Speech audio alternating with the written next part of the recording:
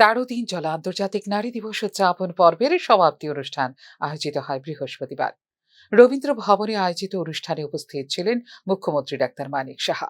গত 9 মার্চ স্বামী বিবেকানন্দ ময়দানের সমাবেশে কেন্দ্রীয় স্বাস্থ্যমন্ত্রী জেপি নাড্ডা ঘোষিত মুখ্যমন্ত্রী বালিকা সমৃদ্ধি যোজনা এবং মুখ্যমন্ত্রী কন্যা আত্মনির্ভর যোজনার অনুমোদন রাজ্য মন্ত্রিসভা থেকে শীঘ্রই মিলবে বলে এই দিন জানিয়েছেন মুখ্যমন্ত্রী ডাক্তার মানিক সাহা।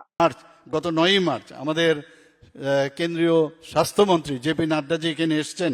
আমাদের ত্রিপুরা সরকারের দুটো উনি স্কিম ঘোষণা করে গেছেন, নিশ্চয়ই আপনাদের মনে আছে। সেখানে অন্তর্দয় যারা পরিবারের কোনো সন্তান যদি মহিলা কন্যা সন্তান জন্ম হয়, তাহলে আমাদের ত্রিপুরা সরকার তাদেরকে 50,000 টাকার বন্ড তাদের নামে রাখবে, এবং সেই বন্ড যখন 18 বছর হবে, সেই তার যে অ্যামাউন্ট সেটা তার ভবিষ্যতে কাজে সেটা আসবে। সেটা আমরা ক্যাবিনেটে আনবো, ক্যাবিনেটে আনে আরও কি কি আছে সেটা আমরা যখন ডিসিশন দেব সেটা আপনারা নিশ্চয়ই জানতে পারবেন। আমি আরেকটা মুখ্যমন্ত্রী কন্যা আত্মনির্ভর যোজনা আপনারা জানেন, আপনারা সেখানে আমরা দেখেছি প্রায় 100টা আমরা স্কুটি দেওয়ার ব্যবস্থা করেছিলাম। এখনো সেটা দেওয়ার ব্যবস্থা হয়নি, কিন্তু আমরা অলরেডি ঘোষণা এবং স্কুটি কিনাও হয়েছে। পরবর্তী সময়ে যখন আমাদের কাছে দাবি উঠল বা আমরা নিজেদের মধ্যে যখন কথা বললাম যে শুধু ত্রিপুরা বোর্ড অফ সেকেন্ডারি এডুকেশনের তারা কেন পাবে, যারা সিবিএসসি বা আইএসসি পাস করেছে 12th ক্লাস, তাদের জন্য স্কুটির ব্যবস্থা করা উচিত। সেই কারণেই আমাদের যে জেপি নাড্ডাজি এখানে এসে ঘোষণা দিই উনার মাধ্যমে যে 140টা স্কুটি যারা 12th ক্লাস পাস করবে তাদেরকেও দেওয়ার ব্যবস্থা আমরা করেছি। রাজ্যে 4টি পঞ্চায়েত সম্পূর্ণ নারীদের দ্বারা পরিচালিত। আগামী দিনে এই পরিসংখ্যান আরও বাড়বে। নারী ক্ষমতায়নের এই দৃষ্টান্ত কেন্দ্রীয় সরকার দ্বারা উচ্চ প্রশংসিত হয়েছে বলেও এদিন জানিয়েছেন মুখ্যমন্ত্রী ডাক্তার মানিক সাহা। ত্রিপুরাতে 4টে যে পঞ্চায়েত আছে, গ্রাম পঞ্চায়েত, সেখানে পুরো গ্রাম পঞ্চায়েতের মহিলা সবাই, এবং আমি আধিকারিকদের বলেছি যে যারা ওখানে আধিকারিকরা থাকবেন সেখানেও যেন মহিলা অফিসারদের দেওয়া হয়।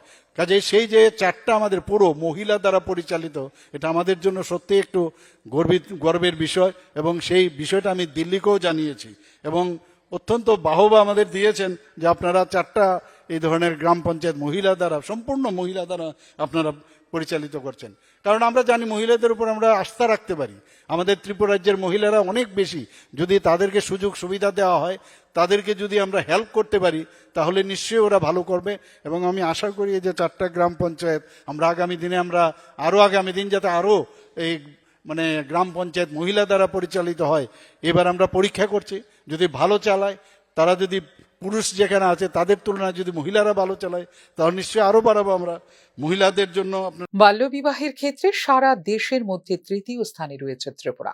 বিষয়টিকে অ্যালার্মিং কন্ডিশন বলে অভিহিত করে এক্ষেত্রে সমাজের তৃণমূল পর্যায়ে সচেতনতা গড়ে তোলার ওপর গুরুত্ব দিয়েছেন মুখ্যমন্ত্রী। প্রধানমন্ত্রী মাতৃবন্ধনা যোজনায় চলতি অর্থবর্ষে 34,974 জন সন্তান সম্ভবা মহিলাদের সুবিধা প্রদান করা হয়েছে। মুখ্যমন্ত্রী মাতৃপুষ্টি উপহার প্রকল্পে চলতি অর্থবর্ষে সুবিধা পেয়েছেন প্রায় 21,551 জন সন্তান সম্ভবা মহিলা। এছাড়া চলতি অর্থবর্ষে স্পন্সরশিপ এবং ফোস্টার কেয়ার অ্যালাউন্স দেওয়া হয়েছে 1,373 জন শিশুকে। কর্মরত মহিলাদের সুবিধার্থে রাজ্যে 10টি ওয়ার্কিং উইমেন হোস্টেল নির্মাণ করা হবে, যেখানে ব্যয় করা হবে 114 কোটি টাকা। ইতিমধ্যে প্রথম কিস্তি হিসেবে 75 কোটি 24 লক্ষ টাকার মঞ্জুরি পাওয়া গেছে বলে এদিন জানিয়েছেন মুখ্যমন্ত্রী ডাক্তার মানিক সাহা। তাছাড়াও মহিলাদের সুবিধার্থে আগরতলায় সখী নিবাস, জেলাগুলিতে ওয়ান স্টপ সেন্টার রয়েছে। পাশাপাশি মহিলাদের দক্ষতা উন্নয়নের প্রশিক্ষণের মাধ্যমে আত্মনির্ভর করার লক্ষ্যে রাজ্যের 8টি জেলায় উইমেন হাব তৈরির উদ্যোগ নেওয়া হয়েছে বলেও জানিয়েছেন মুখ্যমন্ত্রী doctor Manik Saha. Bureau report, news নাও।